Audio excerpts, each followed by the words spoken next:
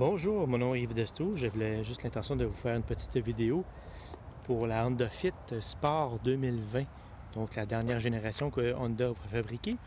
Et j'étais juste curieux de faire un petit souvenir pour montrer un peu à quoi avait l'air le véhicule dans sa version Sport, dans ce cas-ci avec les phares anti-brouillard, la petite ligne rouge qui était juste en bas. Je vais faire un petit peu mon journaliste, juste pour le plaisir. Donc avec la caméra qui est là pour les aides à la conduite, régulateur de vitesse intelligent, freinage d'urgence, maintien du véhicule dans la voie. Il y avait des mags noirs de marque Firestone. La grandeur de par cœur, c'est 185 55 16 avec des effets de sol. Les rétroviseurs de la même couleur. Par contre, il n'y avait pas le toit ouvrant pour la version Sport, pour la 2020. Si on regarde un petit peu là, la feuille de vitre, Honda Fit Sport 2020, consommation combinée 7, ville 7.6, route 6.5, donc très proche d'une Honda Civic. Si on regarde un peu là, le indice de carbone, 7 sur 10, donc plus que c'est élevé, mieux c'est. Puis indice de smog 7 sur 10 encore là. Il va avoir aussi le prix qui était à 22 090 plus le transport de 1655 pour un total de 23 745 avant taxe. Faire juste un petit tour à l'extérieur puis je vais vous montrer l'intérieur après. Avec le petit becquet qui était déjà intégré dedans. L'effet de sol à l'arrière avec la ligne rouge aussi. Le petit diffuseur d'air qui ont intégré avec un pot d'échappement standard. Puis le logo Sport pour confirmer que c'est bien la version Sport du Honda Fit 2020. Donc toujours son côté pratique à ion avec un bel espace là, pour la valise. Je me souviens pas par exemple là, le nombre de litres par cœur, mais quand même très logeable avec tout le nécessaire. Là, ils ont mis un spare à ces années-ci, contrairement au premier modèle qui n'avait pas de spare. Ça, c'est une très bonne chose. Le petit cache-bagage qui est intégré, donc c'est pas en option, ça vient avec. Ça, c'est une bonne chose. Les tapis d'été aussi, ça c'est... Quand ça a commencé, les Honda Fit, il n'y avait pas de tapis d'été. Donc à cette heure, il y a les tapis d'été qui sont intégrés. Ça aussi, c'est bien. Il y a quand même une bonne hauteur là, pour la tête. Donc je suis capable là, de mettre ma tête facilement. Je ne sais pas si on va bien voir, mais sans m'accrocher. C'est une bonne chose. Je peux vous donner des, je fais 5 et 11. Donc jusqu'à environ 6 pieds, là, ça passe bien.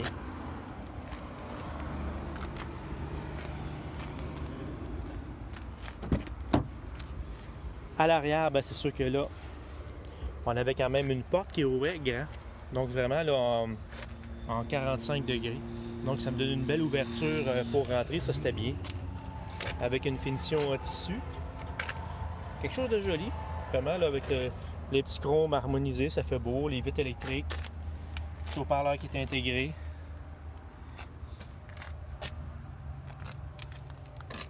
Puis c'est sûr que les sièges escamotables, il y avait mis des petites bordures, on va mieux les voir à l'intérieur. Les petites bordures rouges un peu partout, donc ça donne un petit look sport là, au siège. Aussi avec les petites lignes, là, si on regarde dans les sièges, les petites lignes rouges. Ça fait joli. Toujours les sièges qui s'escamotent là, pour pouvoir aller chercher toute la hauteur à partir du plancher jusqu'au plafond. Chose qui est très bien.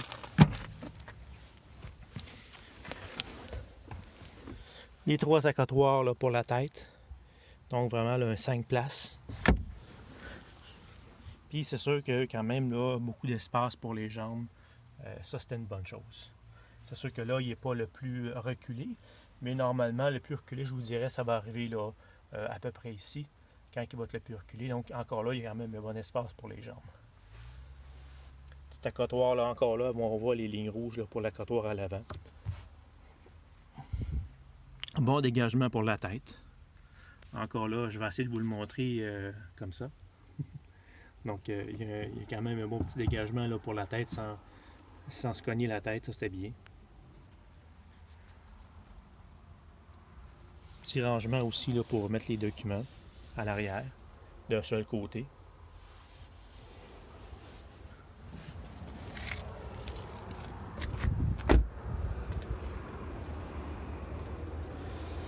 En fait, c'est une petite vidéo souvenir, juste pour le fun d'en faire une. Montrer un peu là, à quoi avait l'air la Fit en 2020. Beau petit modèle. Avec le moteur de 1.5 chevaux. Atmosphérique, c'était pas un turbo. Donc de 130 chevaux. Les petites poignées, l'essence, capot. Petit capot d'essence standard. Avec d'essence standard, donc pas besoin de super là-dedans. Contrairement à ce que j'ai déjà vu dans le kit de l'auto qui disait que ça prenait du super, mais c'était une erreur, c'était du régulier. Je trouve ça drôle. Donc c'est un moteur Air Dream à injection directe, atmosphérique comme je disais tantôt, donc 130 chevaux. Donc c'est sûr qu'il y a une petite batterie, mais le moteur ne demande pas beaucoup d'énergie pour partir. Seulement les clients qui font des très courtes distances vont avoir un petit peu de problème, mais ça se règle très bien qu'un chargeur intelligent. Mais c'est un moteur qui a fait ses preuves.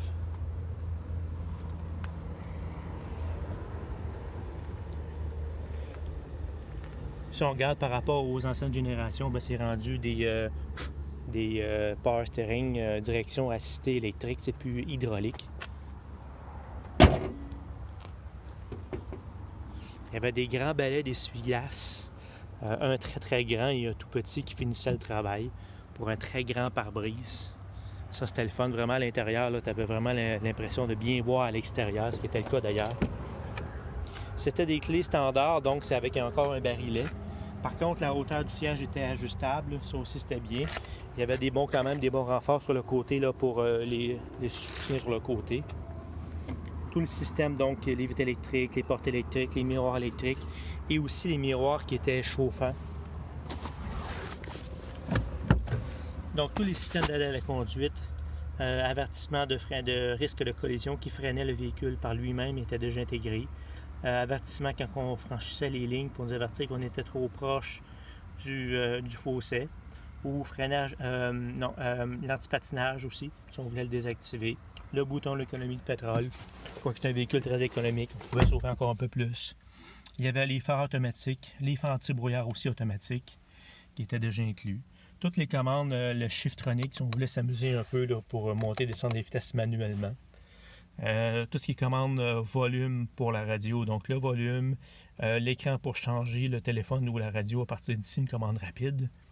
Sinon, régulateur de vitesse qui va s'adapter au trafic, donc qui va ralentir tout seul. Et à basse vitesse, ça veut dire que normalement, en bas de 40 km/h, ça ne fonctionne pas. Lui, il continue à fonctionner, donc à 30 ou même 15 km/h, il continue de suivre le trafic en avant, donc il ne va pas se désactiver en bas de 40 km/h, ce qui est une bonne chose. Puis celui-là ici, c'est pour tenir la voie, donc il va garder la voie pendant quelques secondes, en haut de 73 km/h pendant quelques secondes, et après, malheureusement, il faut reprendre le volant, donc c'est pas une conduite autonome quand même. Tout ce qui est commande au volant, donc pour aussi Apple CarPlay, Android Auto qui est intégré dedans, qu'il faut aussi brancher, ou avec un iPhone, Siri fonctionne sans fil. Les commandes pour ajuster les portes, les délais, comment est-ce qu'on veut que le véhicule débarre, etc. La climatisation, les miroirs chauffants que je vous parlais tantôt avec le défrost, la transmission CVT automatique et les sièges chauffants qui sont juste ici, low, high, standard. Le rappel d'entretien, l'écran tactile qui était là avec un vrai bouton. Ça, c'est une bonne chose. Ils ont mis ça depuis 2019. Sur les Civic aussi d'ailleurs. Ça, j'aime bien ça. Donc, et comme je disais, il y avait quand même une belle visibilité là, pour les angles morts quand on allait voir le côté pour changer de voie. Donc ça, c'était vraiment bien. Même sur le côté ici, là, les vitres avaient des désembueurs intégrés qui étaient juste ici. Donc, pour pas que cette section-là soit embuée, parce qu'il y avait, exemple, juste en avant, ils en ont intégré aussi dans le côté. Donc, tous des petits détails comme ça. Il y avait même un porte-verre sur le côté pour les amateurs de café. Là, ça, c'était bien aimé, vu qu'il était vraiment là, à la portée. Ou encore là, mettons, pour mettre le téléphone ou peu importe. Là, toujours pratique d'avoir un peu de rangement. Et il y en a quand même beaucoup dans le véhicule. Un peu en avant, 2 porte-verres qui étaient là. Même un petit espace. Bon, c'est sûr qu'il n'est pas grand, mais quand même. C'est une autre prise de 12 volts. Je vais le mettre du bon bord. Une autre prise 12 volts, une autre prise USB pour, mettons, une clé USB pour de musique. Et un peu de rangement là, qui allait vraiment jusqu'ici. Donc, toujours commode d'avoir ce type de rangement-là. Un peu de rangement dans les portes aussi pour, mettons, des verres ou des bouteilles d'eau. Peu importe. Fait que le siège est ajustable en hauteur, le volant est télescopique. Donc, je pouvais, par exemple, ajuster le volant télescopique hauteur aussi. Donc, c'était bien fait pour ça. Fait que beau petit véhicule qui nous reste encore. Donc, on est en septembre 2020. On l'a reçu il n'y a pas longtemps. Curieusement, de mai 2020, vous allez me dire, mais ça fait pas longtemps qu'on l'a reçu. Donc, si le véhicule vous intéresse, appelez-moi 450. 514. C'est plus facile sur mon téléphone. Donc, 514-433-4669. Donc, je vais pouvoir vous faire essayer et vous montrer ce beau petit véhicule qui est très convivial. Merci beaucoup.